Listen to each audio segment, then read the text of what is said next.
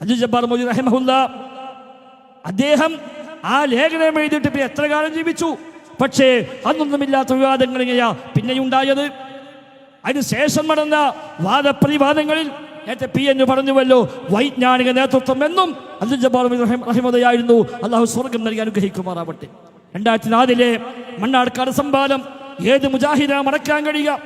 ജബ്ബാർ മൗലവി റഹിമഹുല്ല 2 മാസക്കാലം ജാമിഅ സലഫിയിലെ ലൈബ്രറിയിലും മൗലവിയുടെ വീട്ടിലുമൊക്കെയായി മാറി മാറി മൗലവിയുടെ കൂടെ സക്കരിയ സ്വലാഹിയും ഹനീഫ് കായക്കൊടിയും അനസ് മൗലവിയും ഞാനുമെല്ലാം അടങ്ങുന്ന സംഘം ഒന്നിച്ചിരുന്ന് മൗലവിയുടെ കൂടെ ഇരുന്നിട്ടാണ് ഓരോന്നായി മൗലവി ചോദിച്ചു പഠിച്ച് ഓരോ കിതാബുകൾ കണ്ട് അടയാളം വെച്ച് വായിച്ചു തന്ന് നമ്മളെ കൊണ്ട് വായിപ്പിച്ച് തെറ്റുന്നുണ്ടോ നോക്കി അങ്ങനെയാണ് ജബ്ബാർ റഹിമഹുല്ല ആ മണ്ണാർക്കാട് സംവാദത്തിലേക്ക് നമ്മൾ പോയത്.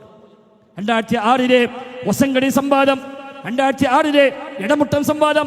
ഒന്ന് ഫെബ്രുവരി 28 മറ്റൊന്ന് മാർച്ച് 12.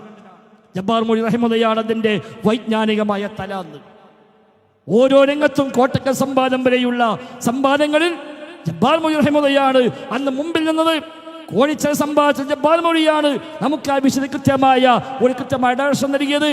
അങ്ങനെ എല്ലാ രംഗത്തും വൈജ്ഞാനികമായ നേതൃത്വം നൽകി ആ ശരിയായ റൂട്ടിൽ തന്നെ മുന്നോട്ട് കൊണ്ടുപോയി. അന്നൊന്നുമില്ലാത്ത ആക്ഷേപം പിന്നെങ്ങനെ വന്നു?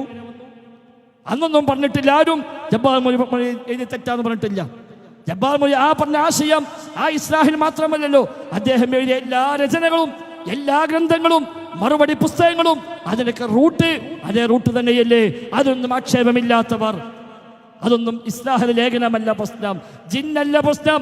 ജബ്ബാർ മൗലവിക്ക് അല്ലാഹു തആല കുറച്ച് കൂലി കൊടുക്കാൻ അല്ലാഹു നിമിത്തമാക്കി എന്ന് മാത്രം പടച്ചറബ് അദ്ദേഹത്തിന് മഗ്ഫിറത്ത് നൽകി അനുഗ്രഹിക്കുമാറാവട്ടെ.